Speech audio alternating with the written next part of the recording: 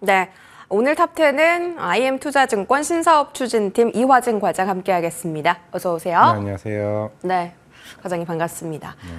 오늘은 뭐 시장이 지지부진합니다. 지루하고요. 일단 뭐 삼성그룹주를 담고 있긴 한데 삼성전자만 쏙 빼서 지금 외인 기관이 같이 동반 매도하고 있습니다. 그리고 오늘 유한양면과 알테오젠이 장 초반대에 급등을 하면서 알테오젠 같은 경우 다시 시총 1위를 탈환하기도 했는데요. 바이오 쪽을 좀 보자면 일단 이벤트들이 참 많습니다. 삼성바이오로직스 4공장 본격 가동. 그리고 생물보안법도 9월 달에 통과되죠. 셀트리온은 바이오시밀러 쪽 진펜트라 뭐 하반기 매출 좋을 거다라는 이야기 계속 나오고 알테오젠은 이제 9월 23일 키트루다 SC 임상 3장 발표하고요. ABL 바이오도 그 파이프라인 4개에 대한 기술 이전 기대감이 지금 커지고 있습니다. 그 외에도 이번 주 토요일 날 세계 폐암학회 시작하고 다음 주 금요일 날 유럽 종양학회 시작하고 일정이 너무 많은데 이거를 뭐 일정 하나하나 우리가 보면서 이 종목들을 하나씩 뭐 매도를 하거나 매수를 하거나 해야 될 텐데 일단 9월 달에 바이오 쪽 포지션은 어떻게 잡아가요?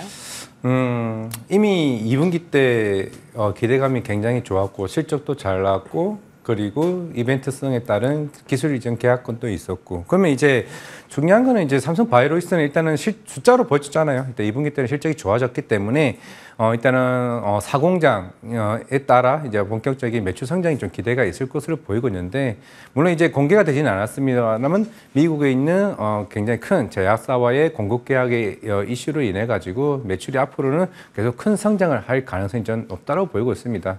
뭐 이제 어느 정도 기정사실화되고 있는 미국과 중국 생물보안법의 이슈. 물론 이제 최근에 ST판도 마찬가지였고 이제 바이넥스는 이제 셀트리온과의 이제 협약으로 인해서 향후의 성장성이 모멘텀이 큰 거. 결국 숫자는 CDM 업체들은 내년부터 이제 숫자가 본격적으로 나오는 시기이기 때문에 올해 같은 경우는 이런 정책적인 모멘텀 거기다가 공급 계약에 대한 이슈 이런 인프라에 대한 가정들이 시장에서 좀 부각이 받을 걸로 보고 있기 때문에 9월 달에는 저는 CDM 업체들 적어도 뭐 삼성 바이오로직스나 바이넥스나 ST판 중 하나 정도는 가지고 있어야 된다라고 생각을 하고 있고 물론 이 밑에 있는 뭐 알테오젠, ABL 바이오, 셀트리온도 물론 이제 바이오 종목을 뭐 많이 이제 투자를 하신 분들은 각각의 스케줄은 아마 알고 계실 겁니다. 금방 앵커님도 말씀하셨던 것처럼 9월 달 키트루다 SC 임상 3상이 마무리가 있고 여기다가 추가적인 ADC, SC 기술 이전 기대감이 나오면은 이게 알테오젠이 그런 계약권이 나온다? 제가 봤을 때는 알테오젠만의 영향이 아니라 우리나라 K-바이오 업체에 대한 수급이 굉장히 크게 쏠릴 가능성이 있다. 그러면 다시 ABL 바이오, 여기는 없지만 리가켄 바이오까지 기술 이전 기대감이 역시 K-바이오가 확실히 옛날과 다르다라는 측면에서 좀 수급적인 모멘텀이 전반적으로 다 쏠리지 않을까 생각을 하고 있습니다. 그 어제 알테오젠 그 리포트 나온 거 보셨죠? 40만 네. 원. 근데 그게 로열티를 1.5%로 책정해서 왜 이렇게 낮게 했냐. 목표 주가 이거 더 줘야 된다라는 말들 많던데 과장님 의견은 어떠세요? 네, 그렇죠. 그 로열티 기준에 대해서만큼 어차피 비공개 사항이고 이거는 뭐 엄민영도 권혜순 애널도 정확하게 알 수는 없습니다. 이거는 뭐 박순재 대표님만 알지 않을까 좀 생각을 하고 있는데 물론 이제 로열티에 따라서 1.5%가 나왔는데 물론 거기서는 향후의 신약 개발까지 포함해서 그 밸류에이션에 40만 원을 책정한 거긴 합니다. 정말 보수적인 가격인데 40만 원.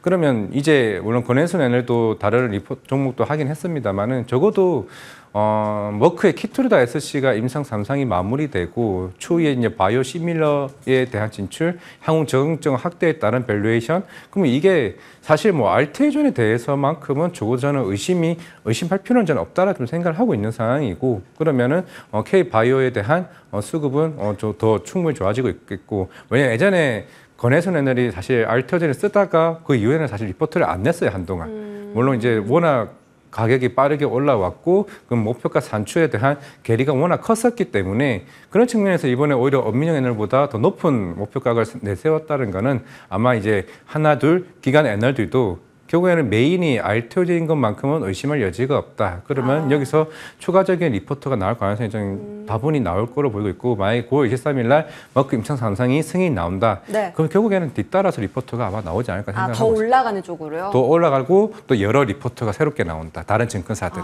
그래요? 근데 사실 뭐 알테오젠도 그렇고 뭐 다른 종목들, 유한양행 같은 종목들 최근에 되게 많이 올랐잖아요. 그래서 9월장에 한번 좀 쉬어갈 수도 있다라는 의견도 있거든요. 결국에는 유한양행의 그 수급들이 어디로 갈 건지에 대한 고민을 해볼 필요는 있다고 생각을 하고 있습니다. 지금 바이오는 저는 바이오가 다 같이 간다는 흐름보다는 한 종목만의 이벤트 스케줄 이거를 정말 관리를 하는 게 중요하다고 생각을 하고 있고 아까 폐암마켓도 있고 에스모도 있는 상황이라면은 뭐 특히 뭐 에비엘 바이오나 뭐 리가켄 바이오 같은 경우는 뭐 추가적인 기술 이전 가능성이 좀 분이 있을 가능성이 있다라고 좀 생각을 하고 있습니다. 물론 이제 유한양행은 이번 에스모에서 또 발표를 한번 앞두고 있는 상황이기 때문에 네. 이미 FDA 승인됐죠. 이미 타그리소가 이쪽 시장 들어가 있고 이 타그리소와 임상 데이터가 얼마만큼 더 개선이 됐는지 여부가 중요하다. 그러면 이제 밸류에이션이 또 달라지겠죠. 지금은 타그리소가 앞서가고 있는 것 같은데 물론 이번 아스코에서도 아이반타마 SC랑 그 레이저 팀이 유효성 데이터랑 그 생존율 데이터가 훨씬 또 잘 나오다 보니까 그럼 렉나자 쪽이 우위 아니야라고 하게 된다라면 내년과 내후년에 그 렉나자 매출에 따른 로열티 또 밸류에이션을 또 찾아볼 수가 있는 상황이기 때문에 그러면 이제 유한양행 추가적인 상승이 나올 수는 있겠죠. 그런데 단기적인 상승에 대한 흐름이 그러면 이제 유한양행이 어느 정도 고점을 찍는다 그러면 그 수급은 다른 섹터로 안 갑니다. 제가 볼 때는 알테오젠이나 엘비에 바이오나 아니면 삼성 바이오로직스 같은 CDMO 쪽 수급이 확산되는 국면을 갈 수 있다고 생각을 하고 있기 때문에 그러면 지금 어떻게 해야 되냐라고 전략을 본다라면 유한양행보다는 오히려 이쪽의 종목들의 비중을 늘려가는 게 전 최선이라 생각을 하고 있습니다. CDMO요? CDMO나 알테오젠이나 엘비에 바이오. 그 중에 제일 탑픽이 뭔데요? 알테오젠이요. 알테오젠. 그 거의 강성 알테오젠파. 일단 안정적으로 수익을 먹을 수 있다는 건 저는 알테오젠이라 생각을 하고 있어요. 뭐 에비에 바이오는 기술이 전에 안 나오면 이게 또 지연되면 또 주가가 또 빠질 수가 있고 오늘 또 빠지긴 하지만은 네. 삼성 바이오로스는 좀 길게 봐야 되는 거고.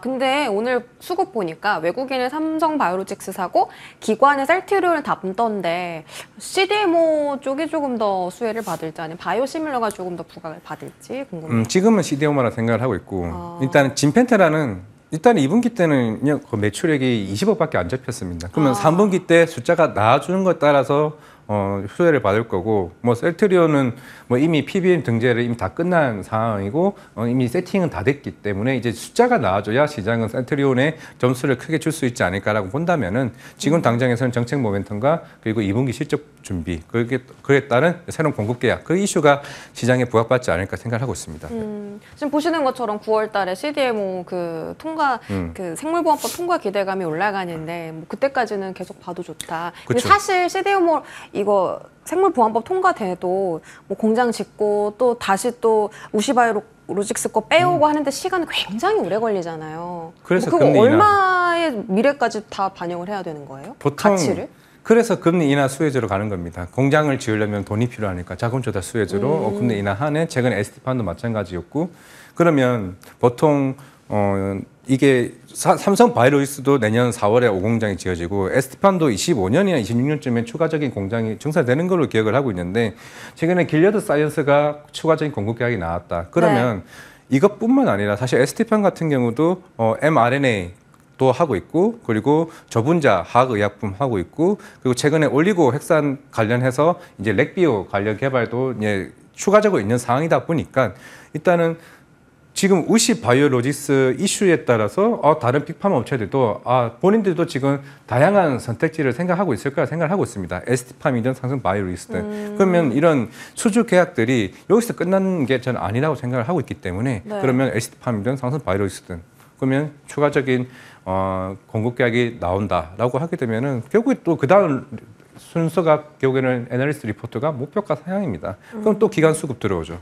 네. 그런 쪽으로 좀 접근해야 된다 생각을 하고 있고 물론 바이낸스도 뭐 주가가 최근에 많이 올라오긴 했지만은 바이낸스는 좀 단기적으로 워낙 가벼운 종목이었고 셀트리온 고객사가 많지 않은 상황이기 때문에 오히려 중간인 ST팜이 더 많은 고객사를 확보할 수 있다는 점 그리고 삼성 바이오로직스는 너무 100만 원 이상이 좀 가격대가 무거우다 보니까 상승률에 대한 기대감이 조금 떨어질 수 있지만은 영이익률 30% 25%, 이게 한 15% 정도이기 때문에 저도 이 두 개 종목이 오히려 조금 우선적으로 좀 괜찮지 않을까 생각을 하고 있습니다. ST팜은 그 제론한테 그 네. 원료를 또 생산하는데 이번에 그 FDA 통과됐잖아요. 네. 제론 신약이. 그래서 뭐 내년에 매출도 커진다 하던데 기대 수익률이 좀 더 높다. 더 높을 수 있죠. 알겠습니다. 지금 오늘 또 비만 치료제 관련해서 인벤티지랩, 블루엠텍 이런 종목들도 부각을 봤는데 사실 비만 치료제 기업들이 돈을 지금 막 벌고 있진 않아요. 네. 뭐 블루엠텍을 유통한다라고 하니까 어떻게 좀 매출이 찍힐 수는 있어도 이렇게 아직까지 실적이 확실하지 않은데도 올라가는 건 오늘 그냥 단순 반등인가요? 아니면 기대감이 점점 더 실리는 건가요? 기대감이 이제 실리긴 하지만은 우리가 이제 유통사들이 비만 치료제처럼 수익을 크게 볼 수는 없습니다.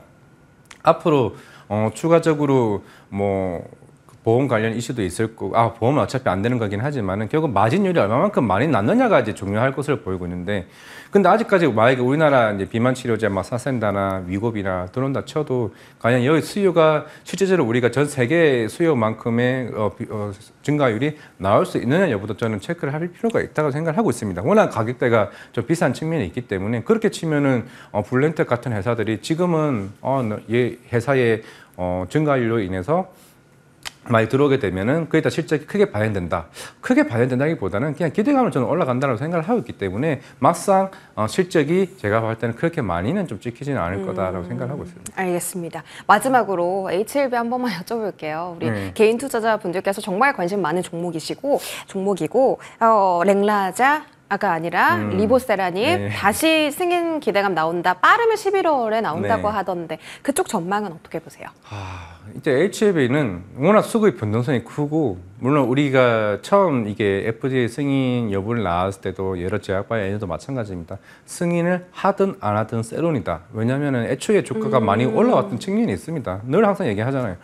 간암치료 시장 아직까지는 2조, 3조밖에 되지 않습니다. LCLB 생명과학, HLB 다 합쳐봐야 이거 17조, 18조입니다. 시총이. 물론 이게 제가 몇 달 전 계산인데, 그러면 이미 생각보다 아웃퍼폼하고 있는 이 주가가 과연 FDA 승인한다고 해서 주가가 더 올라갈까요? 물론 지금은 또 한 번 기대감으로 주가는 수급으로 올릴 수는 있겠죠. 그러면 승인 이후에 주가는 굉장히 좀 변동성을 크게 빠질 수도 있다라 좀 생각을 하고 있기 때문에 이후에 시장 규모가 올리고 하는 거는 그 이후의 문제이지, 지금 시장에서는 오히려 왜 렉나자가 더 좋냐. 그러면 폐암 시장이 아직까지는 적어도 15조 시장이고 계속 성장하는 시장이기 때문에 폐암 치료제 유황량의 주가가 올라가는 거지, 간암 시장은 아직까지는 큰 시장이 아니라는 이제 판단이 저는 크다라고 좀 생각을 하고 있기 때문에 조금은 이거는 숫자로 봤을 때 조금 조심할 필요는 있다고 생각하고 있습니다. 세로운이 될 수도 있겠다라는 멘트 주셨고요. 2차 전지로 넘어가겠습니다. 외국인 기관이 오늘 삼성 SDI 동반 순매수하고요. LG 엔솔도 외국인이 담는데요. 주가 자체는 오늘 미미하긴 하지만 5일선 너무 잘 지지를 받고 있잖아요. 이게 뭐 말이 많습니다. 그냥 수급 빨이다. 실적은 아직까지는 별론데 뭐 쇼커버링이라는 이야기도 너무 많이 들려오고요. 이게 지금 모건스탠리에서 어제 또 LG에서 목표가를 상향하면서 수급이 또 계속 좀 붙는 상황 같은데 2차 전지는 8월 달에 다 애널분들이 사지 말라고 하셨거든요. 근데 외국인 기관은 다 2차 전지로 포트 방어했어요. 이번 달이라도 담을까요? 지금 대부분 우리나라 국내 기관 애널리스트가 3분기를 조금 실적 바닥을 좀 보고 있기는 합니다. 보고 있는 것 같기도 하고, 최근에 번스타인도 마찬가지, 최근에 뭐 모건스탠리 리포트가 어제 큰 이슈가 됐던 거고, 물론 이제 EU의 전기차에 대한 수요가 내년에는 뭐 침투율이 적어도 20%까지 올라간다. 올해가 15%고 내년에 거의 40% 이상 판매량이 올라갈 거다 얘기를 했는데, 일단 우리나라 기관 투자자들은 계속 데이터를 일단 지켜보자라는 쪽에 가까운 것 같습니다. 그럼 내년 상반기를 보는 건가? 그럼 주가적인 측면에서 얘기를 해보시죠. 항상 주가는 바닥은 펀더멘탈이 돌아섰을 때가 바닥이 아닙니다. 항상 기존에 먼저 주가가 먼저 선행 지표를 움직이는 거에 좀 초점을 맞출 필요가 있다고 생각한다면은 만약에 3분기 때 LG 에너지솔루션이 어느 정도 그 적자폭을 크게 소폭 줄이거나 대폭 줄이거나 아니면 흑자로 돌아서 그 컨셉보다 대폭 이제 상회를 했을 때는 그 분위기는 주가는 제가 LG 에너지솔루션이 사실 1만 원 가격일까요? 제가 봤을 때 그때는 이미 50만 원 가 있을 거로 생각을 하고 있습니다. 이미 숫자는 미리 시장에서 판매 데이터가 따로 있는 상황이기 때문에 우리가 물론 이제 숫자가 확인하고 들어가는 것도 나쁘지 않다고 생각을 하고 있는데, 지금 시장이 단순히 수급만을 올린다라고 하는 가정도 사실은 단순 논리라 생각을 하고 있지만은 애초에 반도체가 주가가 빠지면서 이런 수급이 오는 것도 있습니다. 그런데 최근에 8월달 양극재 데이터가 조금 회복됐고 거기다가 리튬 가격도 살짝 반등하는 모습을 보이고 있다라고 하면은, 물론 이제 북미 전기차 시장은 우리나라 워낙 잘 나왔던 시점이고 최근 테슬라도 마찬가지겠지만은 결국에는 지금 LG 에너지 솔루션이 먼저 선빵을 실적이 잘 나줘야 됩니다. 잘 나줘야 그 뒤에 LG도 그럼 회복되는 기조가 나오나 보다라고 하게 되면은 네. 좀 수급이 좀 올 수 있지 않을까 더 생각을 합니다. 이런 거네요. 반도체는 기대가 너무 컸고 2차 전지는 기대가 좀 낮다 보니까 적자폭이 조금만 줄어도 LG 엔솔이 좀 필두로 2차 전지에 대한 실적 기대감을 끌어올려줄 수 있겠다. 테슬라 8월 판매량이 나왔는데요. 지난달이 전년 동기 대비해서 3% 올랐대요. 근데 이때가 좀 많이 안 좋았고 어쨌든 더 밑으로 빠지지는 않아서 이제 캐즘에서 조금씩 벗어나려나 싶은 움직임인데 사실 중국에서 테슬라가 3% 올랐는데요. 비아드는 30%가 올랐습니다. 요걸 본다면 이게 뭐 캐즘에서 벗어난다라고 볼 수 있을지.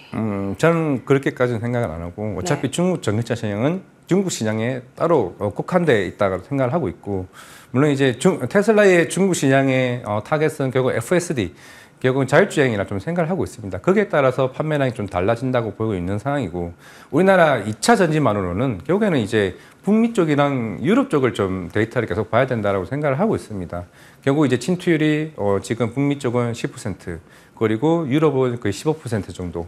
그러면 여기서 과연 추가적인 모멘텀이 나오고 마진 자체가 올라올 수 있느냐 여부가 중요하지 않을까라고 생각을 하고 있는데 물론 한간에 우리나라에 있는 여러 다른 애널리스트 같은 경우는 유럽 눈에 근데 모건 스탠리가 얘기하는 거는 약간 왜곡이 있는 게 이미 유럽 완성차 업체들은 중국 배터리 업체들과 장기 계약을 한 거기 때문에 결국 우리나라 다시 들어갈 마진이 사실 크지는 않다. 기회가 그렇게 많지는 않다라고 좀 하시는 분들도 없지 않아 있더라고요. 모 애널리님께서. 그러면은 그 말이 맞다라고 하게 되면은 그럼 과연 이 밸류에이션에 대해서 내년에 하향을 했고 내후년도 하향을 했는 상황인데 여기서 업황이 턴아웃 될 수 있다고 해서 밸류가 올라갈 수 있나라는 측면도 고려를 해야 되지 않을까 생각을 하고 있습니다. 알겠습니다.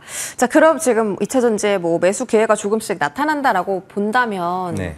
지금처럼 외인 기관이 사는 셀 3사를 살지 아니면 뭐 에코프로 형제처럼 소재단을 살지 아니면 장비주를 살지 이쪽이 궁금한데요. 저는 그래도 배터리를 사야 된다고 생각을 하고 있고 셀사를요? 어제 모건 스탠리도 에코프로 BM은 물론 LNF는 이제 목표가 상향하긴 했지만은 네. 배터리 쪽에 좀 위주로 좀 포진되어 있다는 점, 삼성 SDI나 LG 엔솔 쪽으로 보는 게 낫지 않을까라고 생각을 하고 있습니다. 알겠습니다. 마지막으로 오늘 외인 기관이 삼성전자를 좀 매도합니다. 반도체와 이제 뭐 2차 전지 바이오에 대한 수급 싸움은 9월 달에도 계속 될 것으로 보이는데 자, 오늘 반도체 매도하는 거 뭐 그냥 하루 팔고 하루 사고 이런 흐름이겠죠? 네, 그럴 수도 있다고 생각을 하고 있는데 일단은 3분기 실적이 컨센보다 조금 떨어질 수 있다는 점은 어쩔 수 없는 것 같아요. 그거는 엔비디아 이슈도 있었던 것 같고 그리고 4분기 때 회복이 된다 하더라도 일단 지금 시장에서는 죄송합니다. 모멘텀이 조금 사라졌다는 점.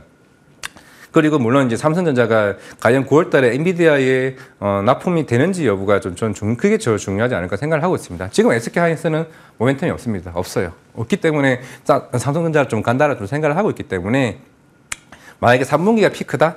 그러면 좀 시장은 조금 두려움이 크다라고 좀 생각을 하고 있습니다. 반도체단은 말씀 주신 것처럼 모멘텀이 없다라고 하신 게 지금 뭐 소화할 만한 이벤트를 다 소화를 했고 대체 어떤 재료가 반도체 섹터를 끌어올려줄까가 궁금하거든요. 뭐가 있을까요? 실적 말고?